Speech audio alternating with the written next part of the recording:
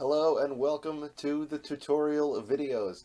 You are the proud owner of the Amazing Magic Book by Amazing Ivan, that is me, and today you're about to learn the secrets for a bunch of the tricks inside of the Amazing Magic Book.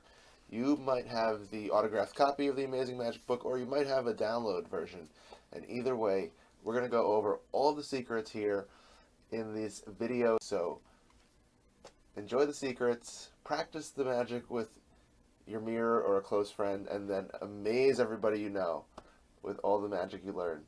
Okay, the first trick is the floating pencil version 1. Check it out.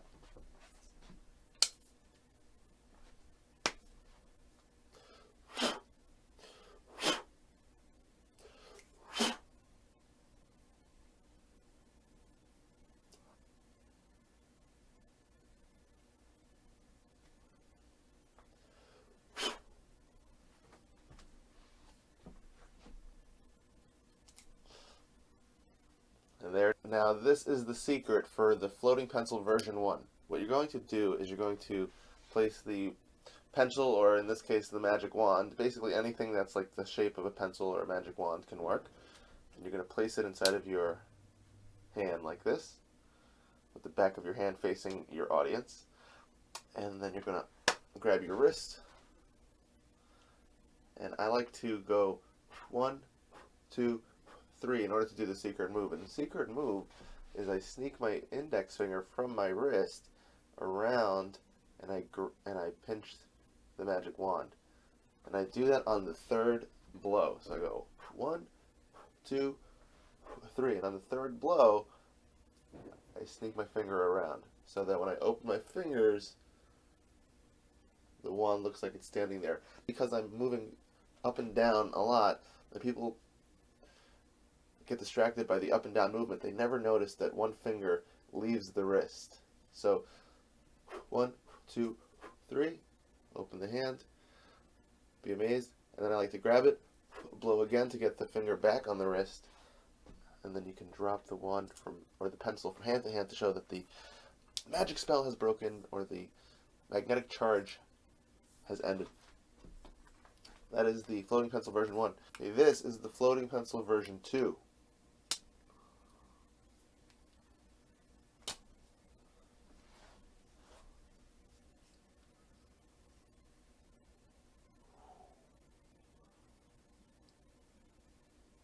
And now for the secret of the floating pencil version 2. You might notice that this time I'm wearing a rubber band because this time there's an extra pen or pencil or magic wand involved. And so I recommend performing the floating pencil version 2 after performing floating pencil version 1. And the secret is simple. We're going to put the pen or pencil or magic wand, the second one, the extra one, onto our rubber bands or bracelet or watch. The front, from the audience's point of view, everything looks the same as before. So I slam the wand onto my hand, making sure not to actually slam the pen. I just slam right above it, right there. But then I can just sneak it right underneath. And it's a little bit of a balancing act, but you have to kind of apply pressure forward. If you don't get it balanced right, it can easily fall. So you have to make sure, the longer the pencil or item that you use up the sleeve, the more secure the item that you're floating will be. So if I actually switch these right now, that it'll be a lot easier to get the pencil to stay, or the pen to stay where I want it to, with a much longer magic wand. So there it is, the secret for the floating pencil version 2. Okay, this next magic illusion is the jumping rubber band. And the jumping rubber band trick is really cool. Here, check it out. See, I have the rubber band on my 2 fingers, and you can see there they are. 2 fingers. Right there, watch. 1, 2, 3. Just like that, the rubber band jumps to the other 2 fingers. Here's the secret for the jumping band. You're going to place the rubber band on 2 fingers. This rubber band is actually 2 rubber bands doubled over, so let's just use 1. And I did that so that it's easier to see on video. But if I used 1 like this, it's a little bit big for my 2 fingers. So it's better to do this trick with a rubber band that's fitting around your 2 fingers snugly. Okay, so that's why I double over. You can double over a big band like this. You can take a band, double it around,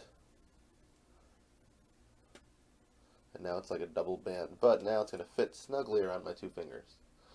And it's also a good idea to do this trick with colorful rubber bands. So the brighter the rubber bands are, the more easy it will be for people to see. Okay? So here is the secret. Once you have a rubber band that's snugly around your index finger and middle finger, you can show the rubber band to your audience like this, front and back. You have your palm facing towards you, like you're going to give yourself a face palm, and you're going to pull the rubber band towards you, as if you're showing people where it is, which is what you're doing. But you're also going to do something else. On the last pull, before you close your hand, before you reopen it to show the rubber band jumps, on the last pull, before you close your hand, you're going to make sure that you get every single fingertip inside of the opening from where you're pulling. So when you pull the rubber band, there's going to be like a triangular opening right there. And you're going to want to make sure that you get every single finger to go inside that opening. And then you can let go. Of course, we're going to do all of that with the palm of our hand facing us, so that the audience does not see what we just did. So just now I just set up the rubber band. When I open my hand, it's going to jump to the other two fingers. I'll do the trick in regular speed and then in slow motion so you can see how it looks. Ready? Here's regular speed. And here's slow motion. Actually, here's also an exposed view so you can see what's going on here. From the front, it looks like it's only on the two fingers, but in reality, on the back, it's on all four fingers. So when we open the hand, it just goes around, just pivots around. I want you to think of a number between 1 and 10. Have you got one?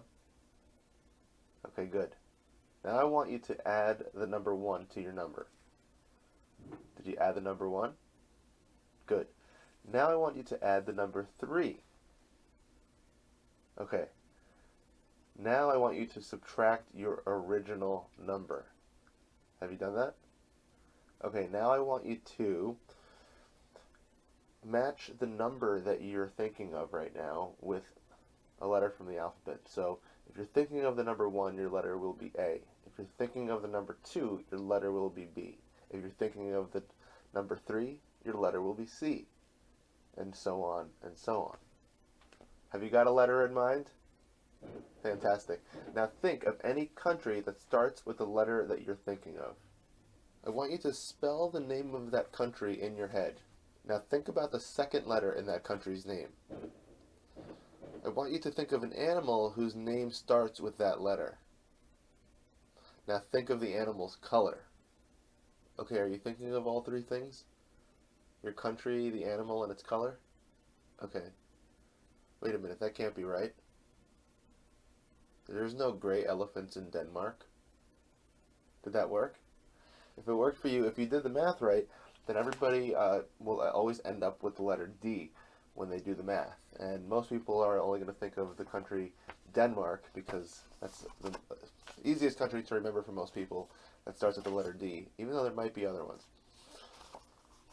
When you perform the gray elephant in Denmark trick, you might want to have a prediction pre-written so you can reveal that you had a prediction of what they were going to be thinking of. Now, of course, if they don't think of a gray elephant in Denmark, or if somehow they do the math wrong, you can always just laugh it off like it's a joke, or move on to another trick, or there might be another way to reveal what they're thinking of. So that's the gray elephant in Denmark. Alright, now this next illusion is the vanishing pen, it says in the book, but it's actually the vanishing coin. So I'm going to wave the magic pen over the coin. Watch the coin. Then it's going to disappear. Ready? 1, 2, 3. And just like that, wait a minute. I just had a wand that I was using to make the coin disappear. Oh, there it was. Alright, let's try this again. 1, 2, 3. And now maybe the coin has disappeared. It's gone. And now here's the secret for the vanishing pen, or the vanishing coin. The coin is actually in my back pocket because when I showed everybody the coin and I closed my fingers around it and I went 1, 2, 3, on the third swing I left the pen behind my ear. and I act like I didn't know where it was. And when I turn to look for it, the coin and the hand with the coin, they go as far away from the audience as possible, almost where you can't even see. See, right now you can't even see what that hand is doing. It's just all the way back here. So it's very easy for me to now just sneak it into my back pocket or into my front pocket, and then to come back out with my hand in the same position as if I'm still holding a coin. And usually, when you're performing this trick with someone else, they're going to point the pen out in your ear. So when you leave the pen behind your ear, you want to act as if you accidentally left it, or you're not really sure where it went, and as if you're looking for it, and that's the perfect time to ditch the coin in your back pocket and then come out with it in the same position as if it has the coin in it. Then someone's going to point the pen out in your ear, and then you can say, oh, there it is, and do the trick again, or the waves again, to show that you did indeed make the coin disappear. It's magic, and that's the secret for the disappearing pen, or coin, or both, I'm not sure. Here, I'm going to explain the ninja banana trick. This is a cool trick where you take a banana and you pretend to do invisible karate or karate chops on it. And then when you open or unpeel the banana is somehow magically sliced, pre-sliced, as if the invisible karate chops got through the peel and sliced the banana almost like magic. Okay, so here's the secret for the ninja banana. You're going to get a toothpick and you're going to pierce the banana on one end. If you're a child, please get your parents' help with this part. You're going to pierce the banana on one side and you're going to go to the other side, but don't go all the way through. You're going to want to make sure you're just touching the inside of the skin of the other side of the banana. So you're going to make sure the toothpick is through one side of the banana but not through the other side. Then you're going to move the toothpick back and forth in order to slice the banana, and you're going to do that a bunch of times, a few times along the length of the banana, so that when it gets unpeeled, it's already in a whole bunch of slices, almost like magic. Okay, so for the vanishing coin trick, you're going to place the coin on your hand and you're going to snap it into your sleeve. There it is. So that's how it looks like from the side, but when you do it from the front, it looks like it disappears. Okay. Oh, and when you perform the vanishing coin, it's best to do it with people looking down on the hands. That's why it's hard to do on camera here. So if you're standing up with someone in front of you, it's good to perform this trick right in front of them with the coin on top of your hand and then snapping the coin into your sleeve.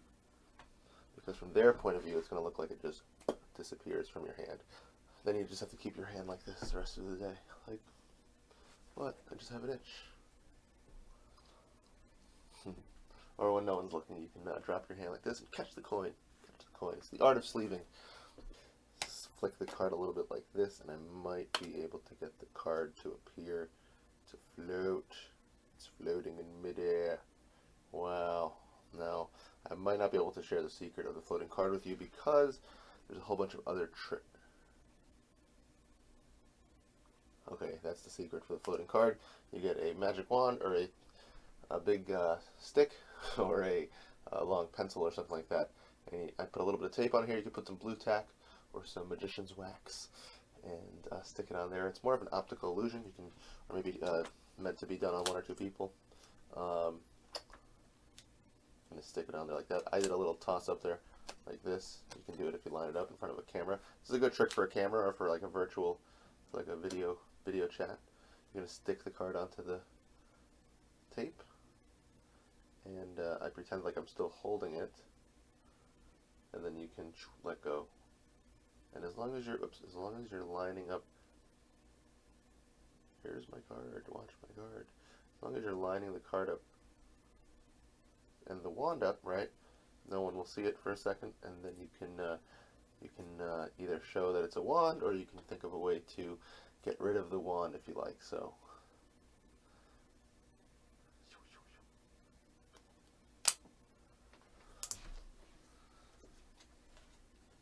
that is the floating card. Okay, here is the water to ice illusion. You get a little water and you pour it inside of a cup like this. Whoop. Should be enough. And then we're going to, and just like that, we might be able to get the water to turn into, oh wow, some ice, just like that. Almost a miracle. Almost a miracle. Now I have to, no. Okay. Here's the secret for the water to ice. You're going to get a sponge and place it in the bottom of the cup. And I recommend that you get a sponge that is full sponge, not half sponge, half Brillo pad like the one I have in here. And also that you cut your sponge into a circle, and then you can put it in the bottom of the cup and it'll wedge in there nicely. And then the other thing I want to talk about is you can make whatever drink you want turn into an ice cube. So if you have a friend that you know likes Mountain Dew or coffee, you can pre-freeze an ice tray of Mountain Dew cubes or coffee cubes, and then have this trick ready to perform for them. And when the time is right, have the cup with the sponge inside and the Mountain Dew or coffee ice cube inside, and drop a few drops of Mountain Dew that they're drinking or coffee that they're drinking into your cup, so you're showing them an illusion, and then show them that you turned their favorite drink, coffee or Mountain Dew or anything, into an ice cube by magic. So try that on your friends. That's the water to ice illusion. Okay, here is the transforming card. Watch. I take the Queen of Hearts and I wave my hand over the Queen of Hearts. I might be able to get the Queen of Hearts to change into the Queen of Spades. There it is. I can even maybe do it in reverse. So watch the Queen of Spades change. If I just wave my hand over it, watch the Queen of Spades change back into the Queen of Hearts. Just like that. And now here's the secret for the transformation card, or the transforming card. You need 3 cards to make up the special flap card. Okay? And there's some really cool flap cards out there nowadays. This is a very, very basic one. Okay, so you can make a card like this and then put it back in the deck where it came from. And I think that this would be really good for like videos, because you can show a card like this. Make sure you're holding the card as flat as possible together, and then when I cover the card a little bit, I can let go so that the flap opens up, and then I can pinch the flap with either my thumb or with my hand in order to change the card from one card to the other. Of course, from the front, it looks like this. From black to red, and then from red back to black. So all the instructions are in the book on how to make this. You're just going to need some tape and maybe some tape and some folding, and that's about it. Or some glue. You're going to need some glue and some folding, and you can make one of these and have fun with transforming card. Here's the elevator ring. Watch the ring.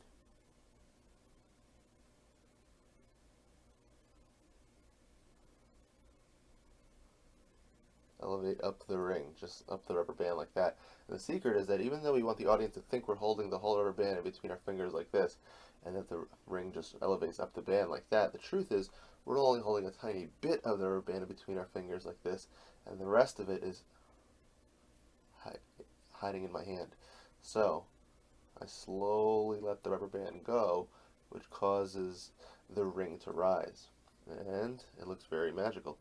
So there's the setup.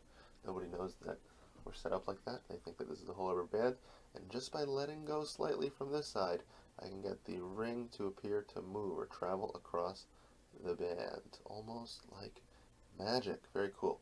Watch the magic wand. This trick is meant to be done with people looking down on the wand or the pencil. You can do it on top of a bottle cap, or you can do it on a table surface. The idea is that you're getting everybody to look at the wand or the pen or pencil, so they don't notice that we're actually blowing on the end of the pen or pencil so that it moves. And so the smoother the surface, or the flatter the surface that you perform this on, the easier it'll be. Also, the more round the item that you're making move, like the pen or pencil or wand, the easier it'll move.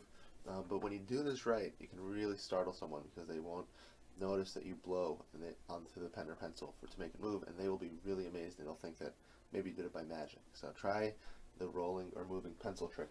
Balducci levitation, something you want to practice maybe on 1 or 2 friends or confidants, or in front of a mirror or camera, in order to make sure that your angles are right. But when you do it right, it looks like you're floating off of the ground, your whole body.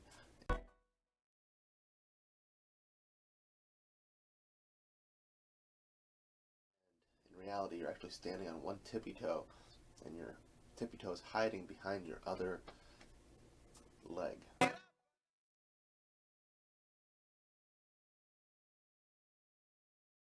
if you have any questions about this book, my email is down below this video.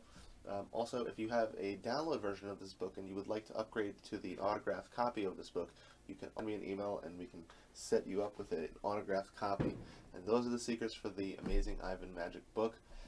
Thank you so much. Try the magic on your friends. Practice everything you learned first, then amaze your friends and all your family. I'm Amazing Ivan. Thank you so much. Peace.